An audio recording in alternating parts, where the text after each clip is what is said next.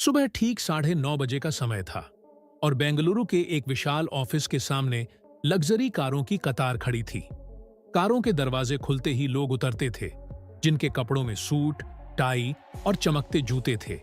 हर किसी के चेहरे पर तेजी से आगे बढ़ने और सफल होने की तीव्र इच्छा साफ दिख रही थी। उसी भीड़ में एक युवक बहुत शांत कदमों से चलकर ऑफिस के मुख्य गेट की ओर बढ़ रहा था।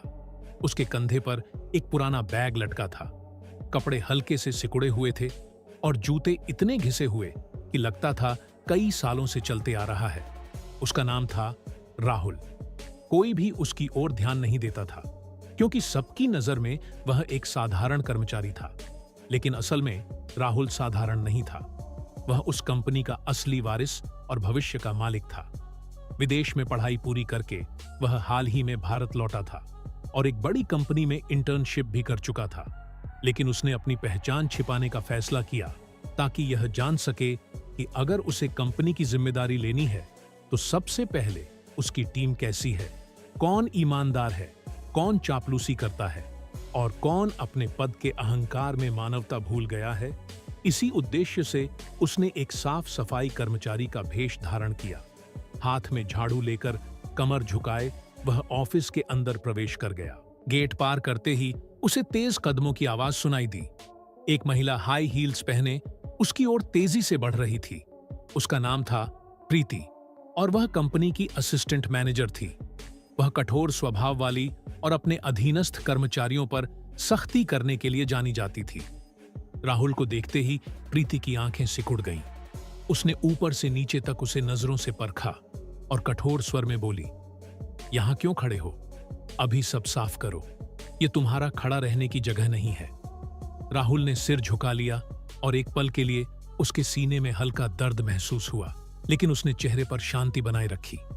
वह चुपचाप झाड़ू उठाकर एक कोने में हट गया।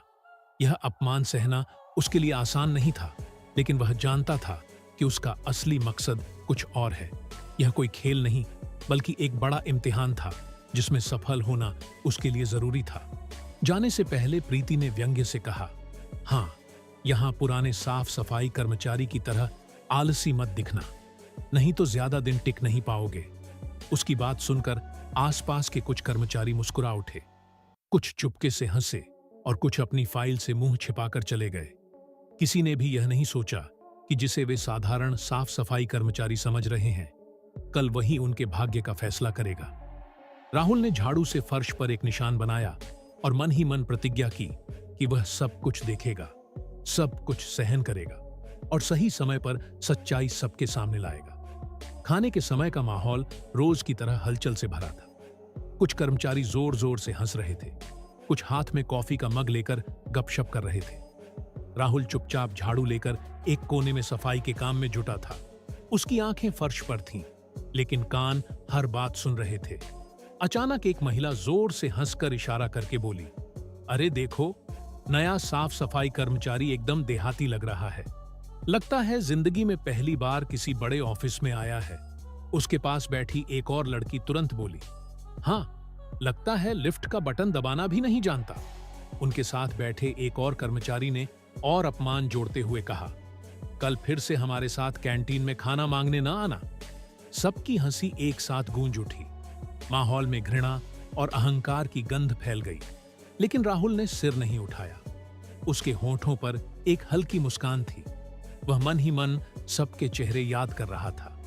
वह जानता था कि ऐसे पल ही असली परीक्षा है, जहां इंसान का चरित्र समझ में आता है। वह सबके असली रूप को मन में उतार रहा था। कुछ देर बाद सब अपनी हंसी और कॉफी का मग खत्म करके खाने के कमरे से चले गए। राहुल अभी भी सफाई के काम में लगा था। उसके अंदर कहीं गुस्से की चिंगारी जल रही थी, लेकिन उसने अपने मन को शांत किया। वह जानता था कि अगर वह भावुक हो गया तो उसकी पूरी योजना बर्बाद हो जाएगी। उसे धैर्य और समझदारी से आगे बढ़ना होगा। सायंकाल ढल रहा था। ऑफिस के बाहर एक चमकदार लग्जरी कार रुकी। राहुल ने दूर से देखा कि प्रीति फोन पर बात करते हुए कार में सवार हो रही थी। उसके चेहरे पर अहंकार और दिखावे की झलक साफ थी। उसकी फोन पर कही बात राहुल के कानों तक पहुंची। "हाँ हनी, आज रात मुझे किसी 5 स्टार रेस्टोरेंट में ले जाओ। किसी सस्ते कैफे में मैं नहीं जा सकती। राहुल ने एक पल के लिए उस दृश्य को ध्यान से देखा, फिर आंखें नीचे कर ली। उसके मन में एक ही विचार आया कि यह अहंकार ज्यादा दिन नहीं चलेगा। सत्ता और पद हमेशा इंसान को नहीं बचा सकते। एक दिन सच्चाई सबके सामने आएगी। राहुल शांत कदमों से ऑफिस से बाहर निकल गया। सायंकाल की ठंडी हवा उसके थके शरीर को छू गई, लेकिन उसकी आंखों में एक दृढ़ संकल्प की चमक थी। यह एक लंबे खेल की शुरुआत थी, जहां हर झूठ, हर अहंकार और हर अन्याय का पर्दाफाश होना था। फर्श अभी भी गीला था। अचानक प्रीति की कठोर आवाज गूंजी, यह सफाई तुमने की है क्या? फर्श अभी भी गीला है। अगर कोई फिसलकर गिर गया तो क्या तुम्हारी बुद्धि में कुछ नहीं? राहुल ने सिर झुका लिया और चुपचाप फिर से फर्श साफ करने लगा। आसपास खड़े कुछ कर्मचारी एक दूसरे की ओर देखने लगे।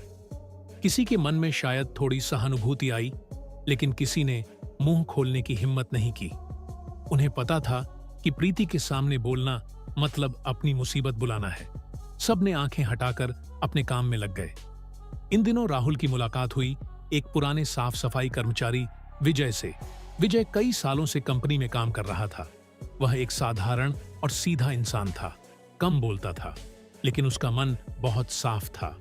वह हमेशा कड़ी मेहनत करता था और किसी से झगड़ा नहीं करता था। कर्मचारी अक्सर उसका मजाक उड़ाते थे।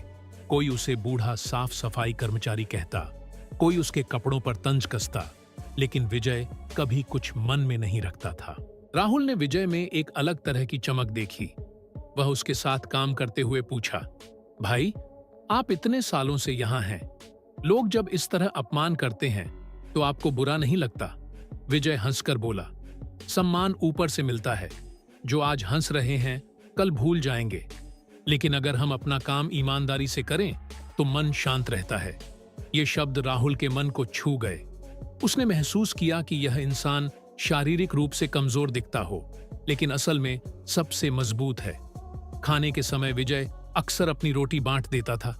एक दिन उसने राहुल को आधी रोटी देकर कहा, ले बेटा, तुम भी खा लो, मैं तो अकेला हूं, मेरा चल जाता है। तुम जवान हो, तुम्हें ज्यादा ताकत चाहिए। राहुल की आंखों में हल्का पानी आ गया। उसने मन ही मन सोचा कि अगर कंपनी में किसी को सबसे पहले न्याय मिलना चाहिए तो वह विजय है। वह विजय के चरित्र की मजबूती और मन की कोमलता का कायल हो गया। उसी पल राहुल ने अपने आप से वादा किया कि वह एक दिन न सिर्फ विजय बल्कि हर उस इंसान के हक को लौटाएगा जिसे यहां सालों से दबाया गया है। लेकिन वह जानता था कि अभी वक्त नहीं आया। उसे और बहुत कुछ सहना होगा और सही मौके की प्रतीक्षा करनी होगी। दिन बीतते गए और राहुल ऑफिस के हर कोने में होने वाली घटनाओं को बारीकी से देखने लगा। एक दिन दोपहर को खबर आई कि कंपनी के कोऑपरेटिव सोसाइटी के कमरे से कुछ पैसे चोरी हो गए हैं। खबर फैलते ही ऑफिस में हड़कंप मच गया। सभी अपनी डेस्क छोड़कर उठ गए और चर्चा करने लगे। कोई कहता था शायद कागजों में गलती हो गई, कोई कहता था यह जरूर किसी अंदरूनी कर्मचारी का काम है। अभी शोर शराबा चल रहा था कि तभी प्रीति तेज कदमों से हॉल में दाखिल हुई। उसके हाथ में कुछ कागज थे और चेहरे पर गुस्से की लाली थी। उसने सबके सामने जोर से कहा, मुझे पता है पैसे किसने चुराए। ये काम किसी और का नहीं बल्कि विजय का है। विजय, जो उस वक्त पानी का गैलन लेकर कमरे में आया था, हैरानी से प्रीति की ओर देखा।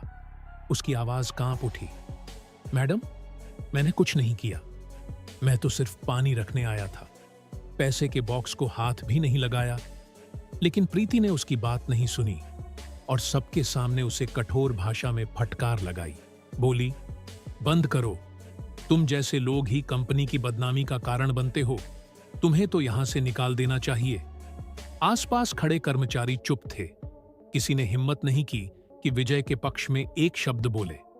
सब जानते थे कि प्रीति का बड़े अधिकारियों से अच्छा रिश्ता है और उसके साथ उलझना मतलब अपनी नौकरी को खतरे में डालना है। मानव संसाधन विभाग HR को तुरंत सूचित किया गया और उन्होंने विजय को सख्त चेतावनी दी। विजय का चेहरा फीका पड़ गया। वह चुपचाप सिर झुकाए कमरे से बाहर चला गया। राहुल ने दूर से यह दृश्य देखा। उसका मन टूट गया। वह जानता था कि विजय निर्दोष है, लेकिन सबने सिर्फ आंखें फेर लीं। रात को जब ऑफिस खाली हो गया राहुल चुपचाप सिक्योरिटी रूम में गया। वहां कंप्यूटर पर जाकर उसने कमरे के कैमरे की रिकॉर्डिंग खोली। स्क्रीन पर साफ दिखा कि विजय कमरे में आया, गैलन रखा और तुरंत चला गया। उसने पैसे के बॉक्स को छुआ तक नहीं। यह देखकर राहुल ने राहत की सांस ली, लेकिन साथ ही उसके मन में गुस्से की आग भड़क उठी। उसने तुरंत वीडियो को कॉपी करके अपने पास रख लिया और खुद से कहा, वक्त बदल रहा है, यह अन्याय ज्यादा दिन नहीं चलेगा। यह रात राहुल के लिए बहुत महत्वपूर्ण थी। उसने तय किया कि वह अब सिर्फ दर्शक नहीं बनेगा, बल्कि बहुत जल्द इस व्यवस्था को तोड़ देगा। अगले दिन सुबह ऑफिस में एक अलग तरह की शांति थी। सब जानते थे कि कुछ बड़ा होने वाला है। ठीक उसी समय ऑफिस के मुख्य गेट पर एक काली लग्जरी कार आकर रुकी। कार से एक स्मार्ट युवक उतरा। उसके कपड़ों में चमकता सूट था, आंखों पर स्टाइलिश सनग्लास और चेहरे पर एक अनोखी दृढ़ता थी। सब हैरान होकर देखने लगे, क्योंकि यह युवक कोई और नहीं बल्कि राहुल था। लेकिन अब वह अपने असली रूप में था। ऑफिस के गेट पर खड़े गार्ड और अन्य कर्मचारी हैरानी से देखते रह गए।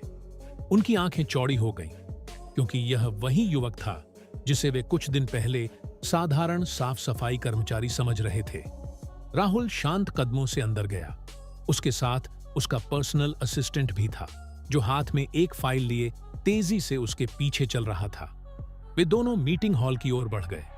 वह हॉल जहां कंपनी की सभी बड़ी मीटिंग होती थी, और आज वहां सबके लिए एक खास मीटिंग बुलाई गई थी। मीटिंग हॉल में सब एक एक करके दाखिल होने लगे। प्रीति एक बड़ी मुस्कान के साथ राहुल का स्वागत करने के लिए आगे बढ़ी, लेकिन वह अभी भी राहुल को नहीं पहचान पाई। उसने सोचा कि शायद यह कोई बड़ा निवेशक या विदेशी मेहमान है। प्रीति बोली, सर, मेरा नाम प्रीति है, मैं असिस्टेंट मैनेजर हूं, आपको इस कंपनी में स्वागत है। राहुल ने उसकी ओर देखकर हल्की मुस्कान दी। वह मुस्कान प्रीति के लिए अपरिचित थी, लेकिन उसमें एक मौन व्यंग्य था। राहुल ने शांत स्वर में कहा, धन्यवाद प्रीति, लेकिन तुम्हें अपनी पहचान बताने की जरूरत नहीं, मैं सब जानता हूं। प्रीति हैरान होकर देखती रह गई। उसी पल राहुल ने अपने असिस्टेंट को इशारा करके कहा, अब मीटिंग शुरू करें। सभागार की शुरुआत में राहुल ने एक बड़ा स्क्रीन ऑन किया। स्क्रीन पर वह सीसीटीवी फुटेज चलने लगा, जिसमें विजय पर झूठा चोरी का आरोप लगाया गया था।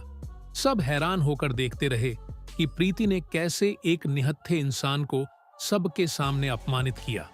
फुटेज में साफ दिखा कि विजय सिर्फ पानी का गैलन रखकर चला गया था और उसने पैसे के बॉक्स को छुआ तक नहीं। वीडियो खत्म होने पर हॉल में सन्नाटा छा गया। राहुल ने गंभीर स्वर में सबको संबोधित किया, पिछले कुछ दिनों से मैं यहां था, सिर्फ एक साधारण इंसान के रूप में नहीं, बल्कि इस संस्थान के भविष्य के रूप में मैं देखना चाहता था कि मेरी इस फैमिली में कौन ईमानदार है और कौन सिर्फ सत्ता के पीछे भाग रहा है। मैंने देखा कि यहाँ कुछ लोग अपने अहंकार और झूठे घमंड की वजह से दूसरों को कितना नीचा दिखा सकते हैं। देखा कि कैसे एक ईमानदार और मेहनती इंसान पर आरोप लगाया गया। प्रीति का चेहरा सफेद पड़ गया। वह डर से कांप रही थी। वह राहुल की ओर देखकर कुछ नहीं बोल पाई। राहुल ने फिर विजय को बुलाया। विजय अभी भी डरते डरते सभागार में आया। उसके पुराने कपड़े और चेहरे पर वही पुराना डर था। राहुल मुस्कुराते हुए उसके पास गया और बोला, भाई विजय, आज से आप इस कंपनी के लॉजिस्टिक कोऑर्डिनेटर हैं। यह आपकी ईमानदारी और मेहनत का इनाम है। आप एक सच्चे इंसान हैं। मैं आपको सम्मान देता हूं। विजय की आंखों में आंसू आ गए। उसके चेहरे पर खुशी और कृतज्ञता का भाव था। उसने राहुल को धन्यवाद दिया और चुपचाप रोने लगा। इसके बाद राहुल ने सबकी ओर देखकर कहा, जिनमें मानवता और ईमानदारी की कमी है, उनके लिए इस कंपनी में कोई जगह नहीं होगी। इसके परिणाम स्वरूप प्रीति को कंपनी से निकाल दिया गया। राहुल ने बाद में प्रीति से निजी तौर पर मिलकर कहा, जिंदगी यहीं खत्म नहीं होती, तुम्हें अभी भी बदलने का मौका है। अहंकार अस्थायी सम्मान देता है, लेकिन आखिर में सब कुछ छीन लेता है। फिर एक कार्ड देकर बोला, हमारे पास एक ट्रेनिंग प्रोग्राम है, अगर चाहो तो उसमें शामिल हो सकती हो, वहां से नई शुरुआत कर सकती हो। प्रीति तब समझ गई कि उसने क्या गलती की। उसकी आंखों में आंसू आ गए। उसने सिर झुकाकर राहुल को धन्यवाद दिया और चली गई। अगले दिन से सब कुछ बदल गया। कर्मचारी कंधे से कंधा मिलाकर काम करने लगे। उन्होंने समझ लिया कि इंसान की असली पहचान उसके पद, पैसे या कपड़ों से नहीं, बल्कि उसके चरित्र और मानवता से होती है। कभी किसी को छोटा मत समझो, क्योंकि कौन जाने किसके पास क्या छिपी प्रतिभा या पहचान है। अगर कहानी पसंद आई हो तो हमारे चैनल को सब्सक्राइब करना न भूलें। अगले वीडियो में मिलते हैं।